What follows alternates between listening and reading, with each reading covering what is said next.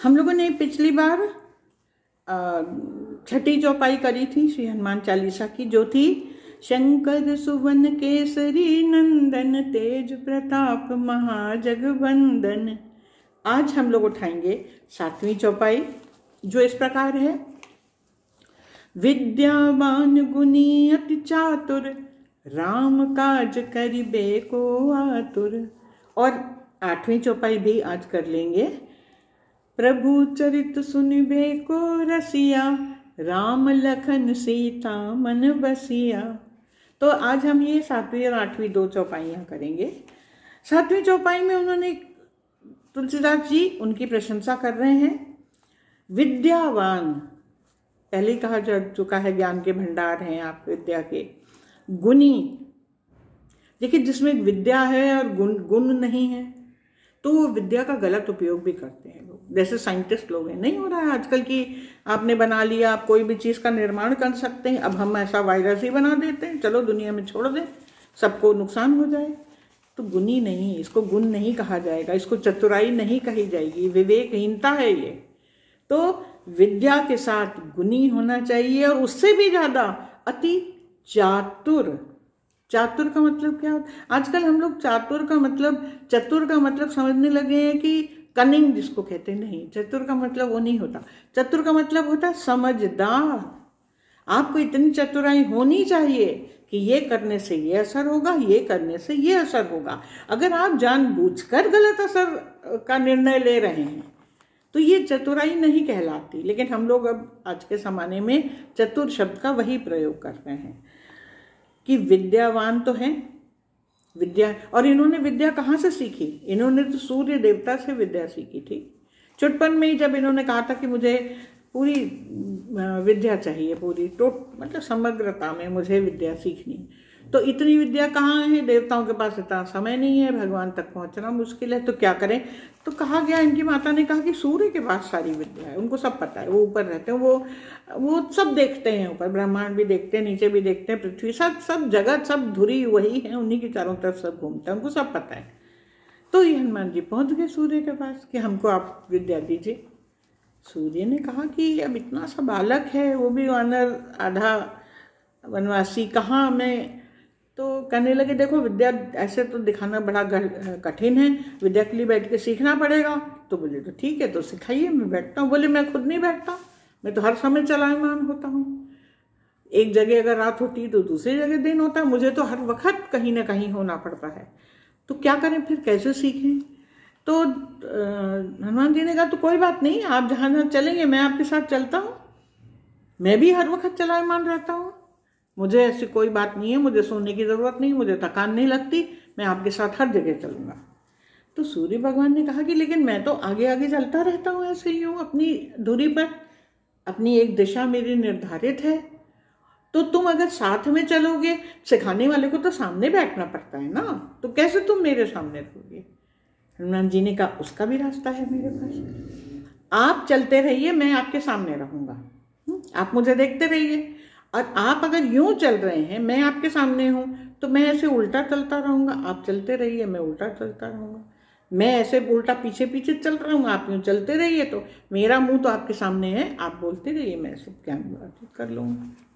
सूर्य ने कहा कि ये इतना जिज्ञासु है, इतना इसको दृढ़ निश्चय है। तो उन्होंने उनको ज्ञान दिया, हनुमान जी को उन्होंने सब ज्ञान, सब चीज़ का अर्जित किया। देखिए ज्ञान तो रावण को भी मिला था, उसने शंकर जी की बड़ी उपासना करी थी, बहुत ज्ञान था उसके पास, देश का ज्ञान, कलाओं का ज्ञान, विज्ञान और राजनीति का ज्ञान, माने हर चीज़ का, युद्ध का ज्ञान, कला कौशल का ज्ञान, हर चीज़ का ज्ञान था रावण को भी। लेकिन ज्ञान के साथ वो गुणी नहीं था। गुणी वो व्यक्ति होता है जो गुण का आकलन करता है। गुण मतलब क्या सही है, क्या गलत है, क्या मान्य है, क्या अमान्य है। जो इस चीज को जानता है उसको धर्म कहते हैं। जो धारण करने योग्य है, केवल उसका पालन हो, उससे आपको लाभ हो, अन्य को लाभ हो, ये जरूरी नहीं है। सबसे बड़ा उसका घटक क्या है? किसी को भी नुकसान ना हो, वो धर्म है। तो ये धर्म का ज्ञान गुणी से आता है। केवल ज्ञान पढ़ लेने से, पुस्तक पढ़ लेने से, सीखने समझने से नहीं आता। जो हृदय से गुणी होता है, गुनना का मतलब जो गिन गिन के, एक एक बिन बिन के समझ जाए कि ये से किसी को नहीं तकलीफ होगी, इससे किसी को। क्रिश्चियनिटी में कहते हैं ना, do unto others as you want them to do to you. आप अगर नुकसान नहीं चाहते तो वही नुकसान आप दूसरे का कभी मत करिए। ये धर्म है। तो जो ये गुण सकता है, समझ, गुणी का मतलब जो समझ से, अपने ज्ञान तो बुद्धि से होती है, उसके बाद आप समझ भी लीजिए कि किस पल्ले बैठता है, कार्य करने योग्य है या नहीं है। उसके अलावा चतुराई से आप उसको कैसे संपन्न करेंगे बिना किसी को नुकसान पहुंचाए। सब चीज़ों में शर्त यही है। अब जैसे सुरसा ने कहा कि मैं पकड़ूंगी खा लूंगी, इन्होंने कहा देखो टाइम नहीं है ये सब करने का, मुझे तो काम से जाना है, और वो भी राम के काम से। तो उसने कहा लेकिन मैं चाहती हूँ कि तुम मेरे मुंह में एक बार आ जाओ। इन्होंने कहा ठीक है, तुम्हारी इच्छा है पूरी हो जाएगी, मुझे लेकिन जाना है। इन्होंने कहा ठीक है, ये इच्छा पूरी कर दो। अब वो खाने लगे हनुमान जी को। 4 योजन हुए, वो 8 हुए, वो 16 हुए, वो 32 हुए, वो 64 हुए, और दुगने होते चले जा रहे हैं। विद्यावान है, उसके पास भी विद्या है, इनके पास भी विद्या है। राक्षसों के पास बहुत विद्या होती थी, खासतौर से तांत्रिक विद्या और इस तरह की जो शक्तियों की विद्या थी, बहुत थी, लेकिन बस वहीं रुक जाते थे। उसके बाद गुणी नहीं थे और चतुर तो बिल्कुल थे ही नहीं, इसीलिए हारते थे। केवल विद्या से भी कुछ नहीं होता, विद्या का प्रयोग कहाँ कैसे करना है ये हनुमान जी से सीखना है। तो जब हनुमान जी ने देखा कि ये तो अंतहीन है ये झगड़ा, तो उनके भी पास ज्ञान है, मेरे पास भी ज्ञान है, और हमको उसकी ये इच्छा बात पूरी करनी है, क्योंकि वचन दे चुके हैं कि मुंह के अंदर जाके आना है हमें, अंदर जा। वो सोच रही थी कि मुंह के अंदर जाना मतलब मैं खा लूंगी।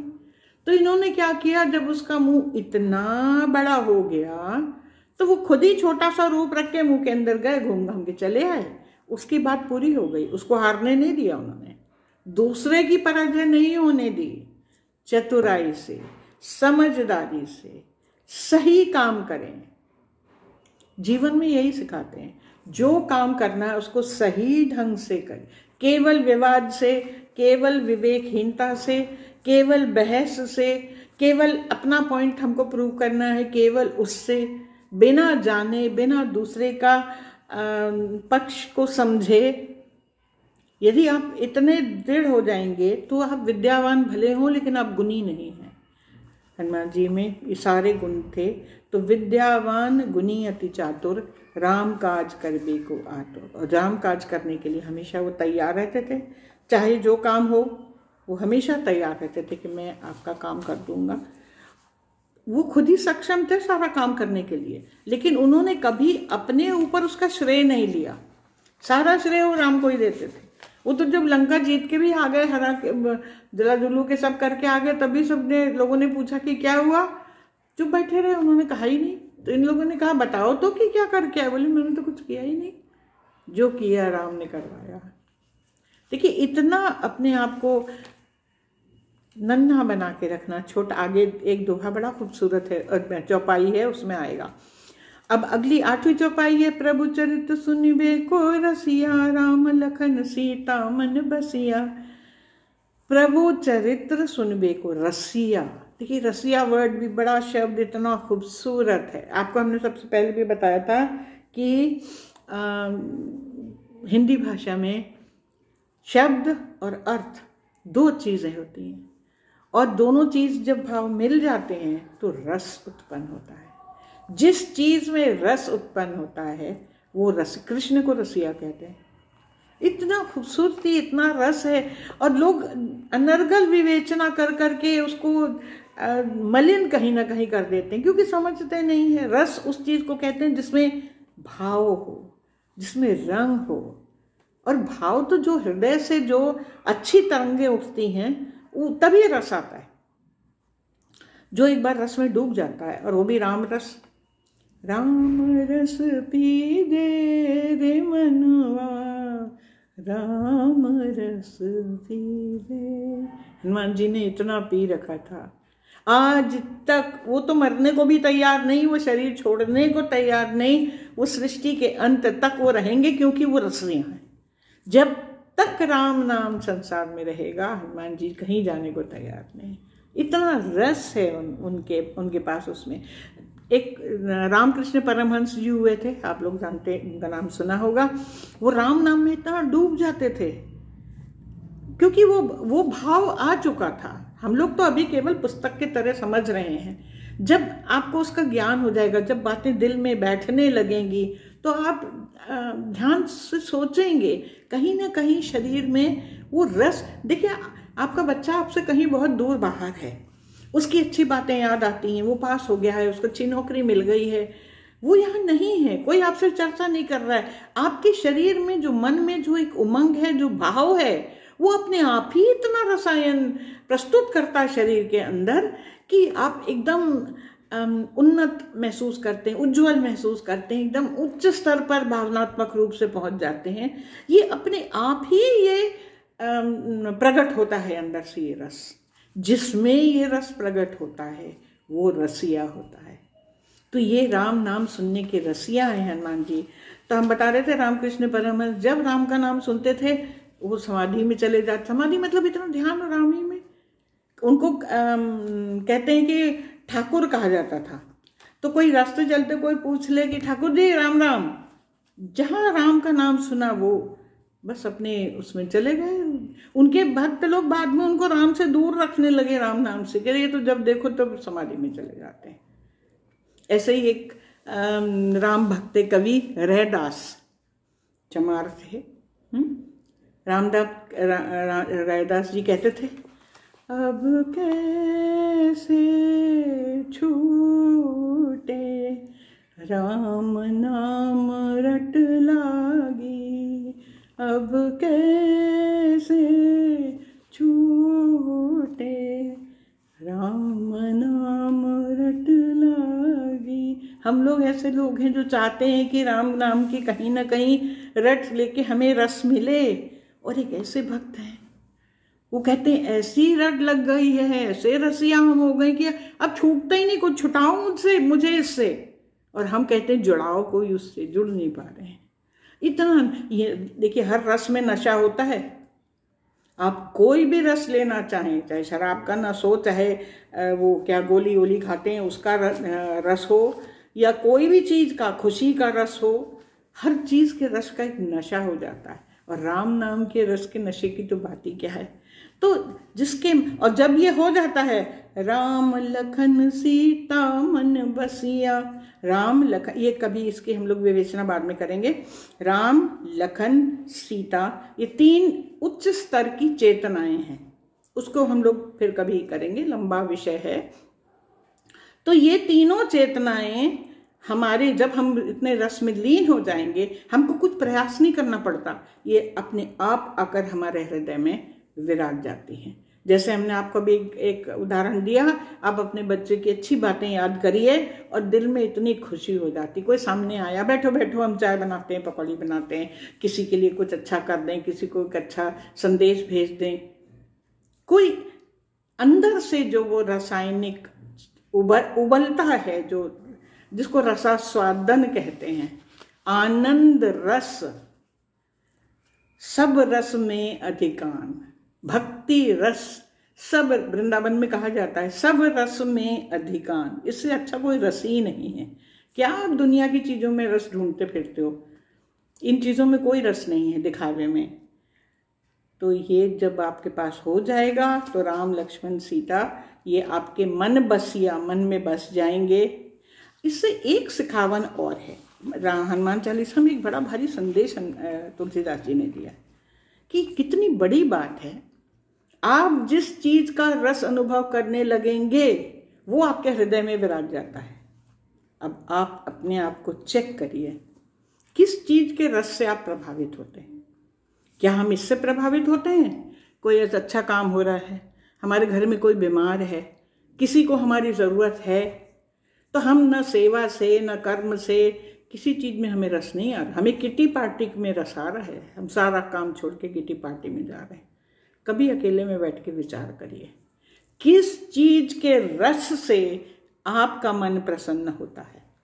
ये अपने आप को आकलन करने की चौपाई है, आप समझिए।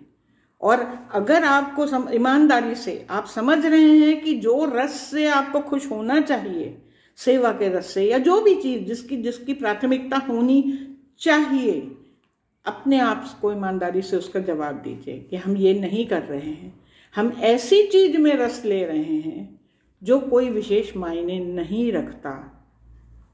अपने रस का स्वाद बदलिए। इतना बड़ा संदेश इस 8वीं चौपाई में है।